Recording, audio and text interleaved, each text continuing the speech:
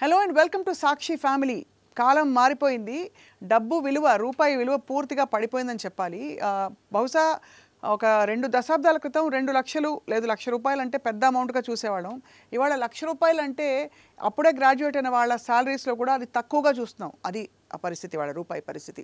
ఇవాళ అసలు డబ్బులు ఎంత దాచుకోవాలి, ఎందుకు దాచుకోవాలి, ఎలా ఇన్వెస్ట్ చేయాలి, ఎంత ఎదుగుదల అవసరం మనకి ఆర్థికంగా జీవితంలో, ఇవన్నీ చెప్పడానికి we have a certified financial planner Subhash Babu garu. వారి అపారమైన జ్ఞానంతో మనం we're going to benefit a lot. ఇవాళ సుభాష్ బాబు గారు నమస్కారం. నమస్కారం అండి. First of all, financial planning అంటే మన పేరెంట్స్కి తెలీదు. ఇప్పుడు మనం మీరు చాలా ఎంఫసిస్ వచ్చింది. ఎందుకు ఫైనాన్షియల్ ప్లానింగ్ అవసరం? ఓకే, గుడ్, చాలా మంచి క్వశ్చన్ అండి. Thank you for having me on the show now. మన ఫాదర్స్ వాళ్ళు లేటెస్ట్ ఇన్వెస్ట్మెంట్ టెక్నిక్స్ వాడేవారు కాదు. అప్పుడు ఫ్యామిలీ పిల్లలు కూడా ఎక్కువ మంది ఉండేవారు. 5-6 పిల్లలు పరిపాటిగా ఉండడం ఫ్యామిలీ కామనే. అప్పటికి కూడా వాళ్ళ మగ పిల్లలకి చదువు చెప్పడం, ఆడపిల్లలకి పెళ్లి చేయడం, అందరికీ కొంచెం ఆస్తి ఇవ్వడం అన్నీ చేసి వాళ్ళ లైఫ్ని గడిపారు. వాళ్ళు ఎలా చేశారు అంటే దానికి కారణం మన ఇండియా గ్రోత్ స్టోరీ కొంచెం చూసుకోవాలి మనం. ఇండియా గ్రోత్ ఇప్పుడు టేస్ట్గా 2 or 3% గ్రోత్లో ఉండేవాళ్ళు. హిందూ గ్రోత్ అంటే దాన్ని గ్లోబల్గా అనేవారు దాన్ని. అంటే ఇండియాతో ఒక రేంజ్లో చిన్న రకం గ్రో అవుతుందని వాళ్ళ ఉద్దేశం. అప్పుడు ఇన్ఫ్లేషన్ కూడా అప్పుడు 3-4%లో ఉండేది. ఈ బ్యాక్గ్రౌండ్లో బ్యాంక్ ఎఫ్డీస్ కానీ, పోస్ట్ ఆఫీస్ సేవింగ్స్ కానీ 10, 11, 12, 13, 14% ఇచ్చే కేసెస్ కూడా చాలా చూసాం మనం. కార్పొరేట్ ఎఫ్డీస్ అంటే లార్జ్ టాటా మోటార్స్ కంపెనీస్ 14% ఇవ్వడం కూడా మనం విన్నాం, చూసే కూడా చాలామంది. 14% రిటర్న్ తెచ్చుకొని ఒక 3% ఇన్ఫ్లేషన్లో ఆ డిఫరెన్స్ చేసే రియల్ రేట్ అంటుంది అమ్మ ఫైనాన్షియల్ టర్మ్స్లో. ఆ రియల్ రేట్ నిజంగా మీ డబ్బును పెంచుతుంది. ఇప్పుడు రియల్ రేట్ నెగిటివ్లో ఉంది, అప్పుడు చాలా పాజిటివ్లో ఉండేది. అప్పుడు వాళ్ళు కళ్ళు మూసుకుని నియరెస్ట్ ఎస్బీఐకు, ఆంధ్ర బ్యాంకు అవే ఉండే మన తెలుగు రాష్ట్రాల్లో. వాటికి వెళ్ళి ఎఫ్డీ చేయడం, డబ్బు పెరుగుతూ ఉండడం, కొంచెం విత్డ్రా చేసి పెళ్లి చేయడం, అబ్బాయికి చదువు చెప్పించి అలా అవుతూ ఉండేది. ఇన్ఫ్లేషన్ కూడా కొంచెం మేనేజబుల్ లెవెల్స్లో ఉండేది. అది కారణం ఉంది యాక్చువల్గా. ఇప్పటికి వచ్చేప్పటికీ మన real rate negative, 0 or negative అయిపోయింది. అంటే మనకు వచ్చే రిటర్న్ తక్కువ, ఇన్ఫ్లేషన్ ఎక్కువ. ఇన్ఫ్లేషన్తో పాటు మనకి టీడీఎస్ అంతా తీసేస్తే దాదాపు మన చేతిలో యాక్చువల్గా మిగిలే తక్కువ అంటారు. తక్కువ సరిగ్గా చూసుకుంటే ఈరోడు కూడా అయిపోతుంది. అంటే మన చేతిలో కూడా డబ్బు ఉండొచ్చు, దాని వాల్యూ ఉండదు దానికి. అది ఇంపార్టెంట్ సార్. ఇప్పుడు ఫండమెంటల్గా 4-5 long term, mid term, short term investments అని పెట్టుకుంటాం. ఫస్ట్ ఫండమెంటల్ క్వశ్చన్స్ అడుగుదాం. ఎంత మనం మన జీతంలో డబ్బు దాచాలి, ఎంత శాతం దాచాలి?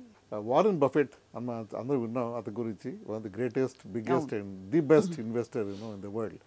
అతను చెప్పే థియరీ ఏమిటంటే, మీరు డబ్బు చేతిలో ఉన్నప్పుడు ఖర్చు పెట్టి మిగిలింది సేవ్ చేయడం కాదు, ఇన్వెస్ట్ చేసి మిగిలింది అతను ఖర్చు పెట్టమంటాడు. అది కొంచెం డిఫికల్ట్గా ఫాలో అవ్వడం మనకి. అది కానీ సిస్టమేటిక్ డిసిప్లిన్గా ఫాలో అయితే మనం డెఫినెట్గా మన వాల్యూని పెంచుకోవచ్చు, ఇన్వెస్ట్మెంట్ వాల్యూని. తర్వాత చాలామంది ఈ రోజుల్లో చిన్నవాళ్ళు యూత్ ఈఎంఐస్ అని, బైక్స్ అని, ఐఫోన్ అని కొనేసుకుని పరిపాటిగా చూస్తూ ఉంటాం మనం. జీతం రాగానే వాళ్ళు ఈఎంఐ ఈజీ కట్టేస్తామని వాళ్ళకి గట్టి నమ్మకం ఉంటుంది. కానీ ఎట్టి పరిస్థితుల్లోనూ 30% మించి వాళ్ళు ఈఎంఐ వాళ్ళు ప్లాన్ చేయకూడదు. అంటే మన జీతంలో 30% మాత్రమే మన ఈఎంఐలు ఉండాలి. సో ₹1,00,000 జీతం వాళ్ళు 30,000 మాత్రమే. అంటే జీతం before tax or after tax? After tax. అంటే ₹1,00,000 చేతికి వస్తే అందులో 30,000 మాత్రమే ఈఎంఐకి ఇవ్వగలగాలి. అలా కానీ మనం లిమిట్ పెట్టుకుని కొంచెం ముందుకు వెళ్తే నిజంగా మన ఫైనాన్షియల్ గ్రోత్ పెంచుకోగలం. ఎందుకంటే ఎర్లీ స్టేజెస్లో కానీ మనం జాగ్రత్తగా ఇన్వెస్ట్ చేసుకుంటే లాంగ్ టర్మ్లో మంచి వాల్యూ మన దాన్ని చేసుకోవచ్చు, వెల్త్ క్రియేట్ చేసుకోవచ్చు నా ప్లాన్ ప్రకారం అయితే. రైట్. నమ్మకమైన ఇన్వెస్ట్మెంట్ ఏది, సరైన ఇన్వెస్ట్మెంట్ ఏది, ఎలా తెలుసుకోవాలి సార్? కనిపించడానికి అన్ని ఐ క్యాండీలా చాలా కనిపిస్తాయి. So how do you plan? ఈ 30% ఈఎంఐలు పెట్టుకుంటాం, మిగతాదంతా అది కూడా ఒక విధమైన ఇన్వెస్ట్మెంటే కదా. అంటే if it's especially house loan అంటే it's an investment of some kind. Correct. దాంతో పాటు ఇంకా ఏ ఇన్వెస్ట్మెంట్స్ ఉండాలి మనకి?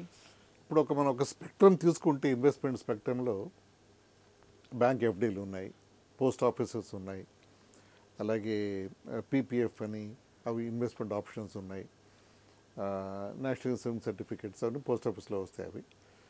ఇవి కాకుండా ఇన్సూరెన్స్ ఇన్వెస్ట్మెంట్స్ ఒకటి మధ్య ఎక్కువ వింటున్నాం మనం. ఇవన్నీ మ్యూచువల్ ఫండ్స్ ఎక్కువ వింటున్నాం మనం. వీటిలో అన్నింటిలో ఏది బెటర్ అని లెక్క వేస్తే మనం సరిగ్గా కూర్చొని లెక్క వేసుకుంటే, దాన్ని లెక్క వేసే ముందు అసెట్ అలొకేషన్ అంటారు దాన్ని మనం. ప్రతి వ్యక్తికి ఒక రిస్క్ పారామీటర్ ఉంటుంది. మనం తెలియకుండా మన రిస్క్ ప్రొఫైల్ మన బాడీలోనే అది బిల్ట్ ఇన్ అయిపోయి ఉంటుంది. కొంతమంది కొంచెం ఎక్కువ రిస్క్ తీసుకోగలరు ఇన్వెస్ట్మెంట్స్ కానీ లైఫ్లో కానీ వాళ్ళు. అవును. కొంతమంది కొంచెం జాగ్రత్త కన్సర్వేటివ్గా మూవ్ అవుతారు.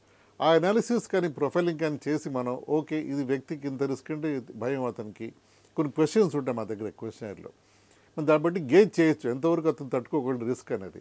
అంటే రిస్క్ అంటే డోంట్ గెట్ మీ రాంగ్, డబ్బు పెడితే పోయే డబ్బు జీరో అయిపోయే రిస్క్ ఇప్పుడు మేము సజెస్ట్ చేయం, దాన్ని హ్యాండిల్ కూడా చేయం మనం దాన్ని. Right right. కొంచెం పడినా కూడా కంగారు పడిపోయి అయ్యో డబ్బు అయిపోతుందని భయపడే వాళ్ళని కొంచెం జాగ్రత్తగా హ్యాండిల్ చేయాలి. అలా మనం చూసుకుంటే ఈక్విటీ ఎంత ఉండాలి ఆ వ్యక్తికి, డెట్ పోర్షన్ అంటే ఫిక్స్డ్ ఇన్కమ్ ఎంత పెట్టచ్చు, రఫ్గా మన థంబ్ రూల్స్ అరైవ్ అవ్వచ్చండి. ఈక్విటీస్ అంటే డైరెక్ట్ స్టాక్స్ అవ్వచ్చు, మ్యూచువల్ ఫండ్స్ అవ్వచ్చండి. ఈ ఫిక్స్డ్ ఇన్కమ్ ప్రొడక్ట్స్ అంటే ఎఫ్డీలు అవ్వచ్చు, పోస్ట్ ఆఫీస్ అవ్వచ్చు, ఇన్సూరెన్స్ ప్రొడక్ట్స్ అవ్వచ్చండి. ఈ కైండ్ ఆఫ్ ఇన్వెస్ట్మెంట్కు మనం జాగ్రత్తగా మన పోర్ట్ఫోలియో మనం ప్లాన్ చేసుకుంటే ఒక రేంజ్లో అతను గ్రో అవ్వచ్చు. రైట్. అంటే మీరు అన్నట్టు సార్ ఇప్పుడు మామూలుగా సాలరీడ్ క్లాసు పిల్లలు కొంచెం చిన్నగా ఉన్నప్పుడు ఒక మేజర్ ఎక్స్పెండిచర్ వాళ్ళ జీవితాల్లో పిల్లల education. Correct. So education fund అంటూ తీసి పెట్టాలని కూడా ఇప్పుడు ఈ మధ్య చాలా వింటున్నాం. అది ఎంత తీసి పెట్టాలి, ఏ బేసిస్ మీద అనేది. ఇప్పుడు మెడికల్ చదువు అంటే దాదాపు ₹1,00,00,000 వదిలిపోతుంది ఈజీగా, ఎంత బాగా పర్ఫామ్ చేసిన. ఎంబీబీఎస్ సరిపోదు కదా, పీజీ చేయాలి, దానికి 2-3 కోట్లు దానికి అవుతుంది. సో వాళ్ళు ఆ వయసుకు వచ్చేసరికి ₹1,00,00,000 మనం తీసి పెట్టుకోవాలి అయితే. అవునండి. సో అది ఎలా ప్లాన్ చేయాలి సార్? అది దానికి చాలా ఈజీగా సిస్టమేటిక్గా చేయొచ్చండి. చేయడానికి 2 విషయాలు కావాలి, డిసిప్లిన్ కావాలి, కొంచెం డబ్బు కావాలి, అంతే. మరీ ఎక్కువ డబ్బు అక్కర్లేదు. అంటే పిల్లాడు పుట్టగానే ఒక 2-3 ఏళ్ళు ఉన్నప్పుడు, సెకండ్ థర్డ్ స్టాండ్ ఉన్నప్పుడు వాళ్ళకి 10-12 ఏళ్ళు మనం టైం ఇచ్చి ఇన్వెస్ట్మెంట్ గ్రో అవడానికి మనం దానికి చిన్న మ్యూచువల్ ఫండ్కి వచ్చినప్పుడు మనం అక్కడ ఇన్వెస్ట్ చేసుకుని గోల్ బేస్డ్ ప్లానింగ్ మేము చేసి పెట్టగలం. దాదాపు ఒక 15 ఏళ్లలో ఇంత డబ్బు కావాలని బ్యాక్ వర్క్ చేసి నెలకి ₹10,000 ఎస్ఐపి సిస్టమేటిక్గా చేసుకుంటూ వెళ్తే అతను ఆ గోల్ అచీవ్ చేయగలరండి. ఆ డబ్బును తీయకూడదు, ఆ డబ్బు గురించి వరి అవ్వకూడదు, పెరుగుతుంది అది. ఆ డబ్బులు సేఫ్గా ఉన్నాయని ఎలా సార్? ప్రతిరోజు చూడొచ్చండి. అంటే ఒక యాప్ ద్వారా చూడొచ్చు. తర్వాత అంతేకాకుండా మ్యూచువల్ ఫండ్స్ అనేది ఇండియా ప్రస్తుతం ఒక 70 లక్షల కోట్ల ఏఎం ఉన్న ఇండస్ట్రీ అండి అది. Mutual funds 50 mutual fund companies ఇండియాలో ఆపరేట్ అవుతున్నాయి. ఏకంగా మరి నరేంద్ర మోడీ గారి మ్యూచువల్ ఫండ్ గురించి ఆయన ప్రస్తావన చాలాసార్లు చేశారు. ఆయన పార్లమెంట్లో కూడా ఆయన చెప్పడం జరిగింది మ్యూచువల్ ఫండ్స్ గురించి. అది చాలా చాలా మంచి మీడియం ఆఫ్ ఇన్వెస్ట్మెంట్ అండి. By shoulders above it beats other investment options. ఎందుకంటే ఇన్ఫ్లేషన్ బీట్ చేసే మార్గం ఒక్క మ్యూచువల్ ఫండ్స్ మాత్రమే. అది రిస్క్ లేకుండా మనం డబ్బును తీసుకెళ్ళి ఒక ఎక్స్పర్ట్కి, అండ్ మన ఏరోప్లేన్ కూర్చున్నప్పుడు పైలట్కి మన ప్రాణాన్ని ఇస్తున్నాం కదా మనం, అలాగే మన డబ్బును తీసుకెళ్ళి ఎక్స్పర్ట్కి ఇస్తాం. ఆ ఎక్స్పర్ట్ మన డబ్బుని జాగ్రత్తగా ఇన్వెస్ట్ చేసి రిటర్న్స్ చేసి ఇస్తారండి వాళ్ళు. అది.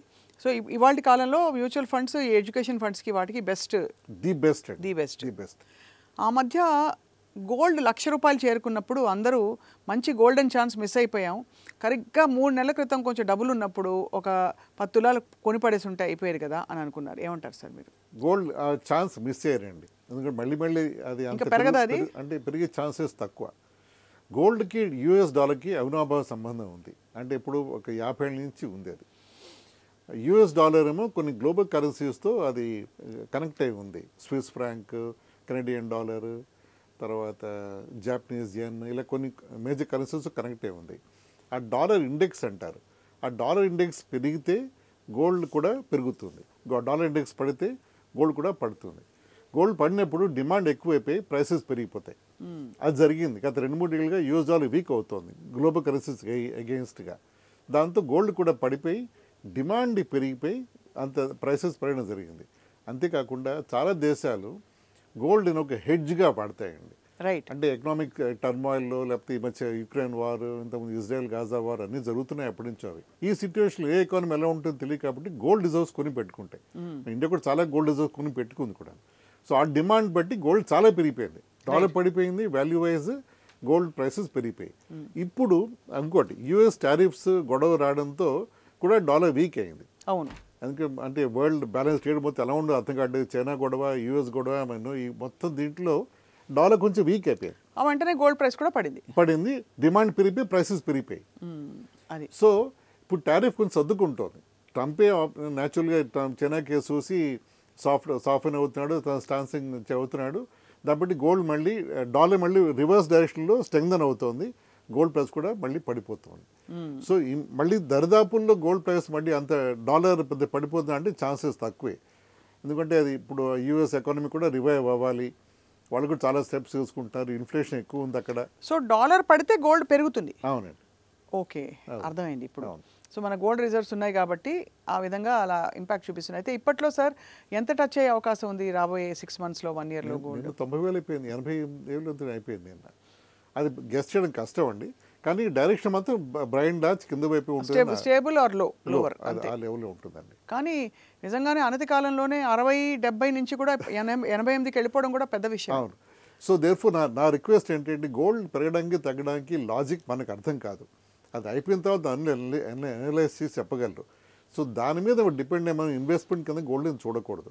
అది గోల్డ్ ఎప్పుడు బ్యాకప్ కింద ఉండాలి, కానీ మనకి అది ఏదో పెళ్ళి వస్తుందని చెప్పి మనం ఏదో ఇంత అయిపోతుంది, గోల్డ్ ₹1,00,000 అయిపోతుందని చెప్పి మనం అనుకుని మనం ఇన్వెస్ట్ చేస్తే మనం కొంచెం అప్సెట్ అవ్వచ్చు ఆ సిచ్యువేషన్లో.